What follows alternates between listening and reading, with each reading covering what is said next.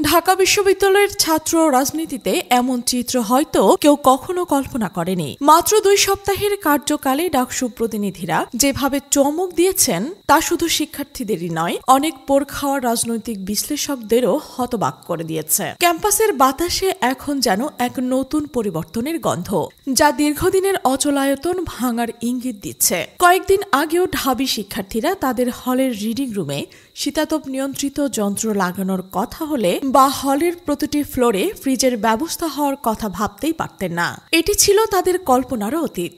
অথচ সেই আকর্ষণীয় বিষয়গুলো এখন বাস্তবে পরিণত করছে শিবির সমর্থিত ডাকসু প্যানেল। বিশেষ করে ভিপি সাদিক কায়েমের নেতৃত্বে ডাকসুর সদস্যরা শিক্ষার্থীদের দৈনন্দিন জীবনযাত্রা যে স্বস্তি এনে দিয়েছে তা নজিরবিহীন। মায়ের পাঠানো খাবার এখন আর নষ্ট হয়ে যাবে না। শিক্ষার্থীরা পছন্দের কিছু কিনে বেশি দিন ধরে রেখে খেতে পারবেন। এই ছোট ছোট সুবিধাগুলো তাদের জীবনে বয়ে এনেছে এক নতুন আনন্দ। ফ্রিজের এই ব্যবস্থা আপাত দৃষ্টিতে সাধারণ মনে হলেও হাজার হাজার শিক্ষার্থীর প্রতিদিনের জীবনে এটি যে কত বড় ইতিবাচক পরিবর্তন এনেছে তা কেবল হল শিক্ষার্থীরাই অনুধাবন করতে পারছেন। তবে শুধুমাত্র এসি বা ফ্রিজের ব্যবস্থা করেই ছাত্র শিবিরের প্রতিনিধিরা বসে নেই। তাদের দৃষ্টি এখন ঢাবির প্রতিটি ক্ষেত্রে কিভাবে সার্বিক উন্নতি আনা যায় সেদিকে। ভিপি সাদিক কায়েমের ভাবনায় ব্যস্ততা যেন আরো বেড়েছে।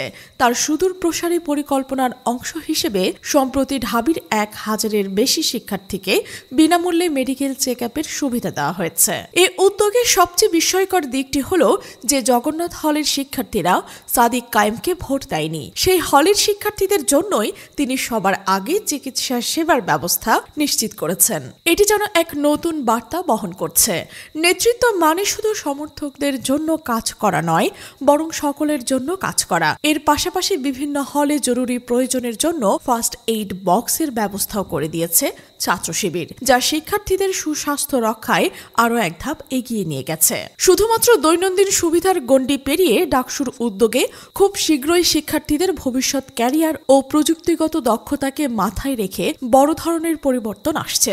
বিভিন্ন হলে স্থাপন করা হয়েছে অত্যাধুনিক আইটি ও ক্যারিয়ার সেন্টার নামক কম্পিউটার ল্যাব। এই উদ্যোগ শিক্ষার্থীদের আধুনিক প্রযুক্তির সঙ্গে পরিচিত হতে এবং ভবিষ্যৎ কর্মজীবনের জন্য নিজেদের প্রস্তুত করতে গুরুত্বপূর্ণ ভূমিকা রাখবে।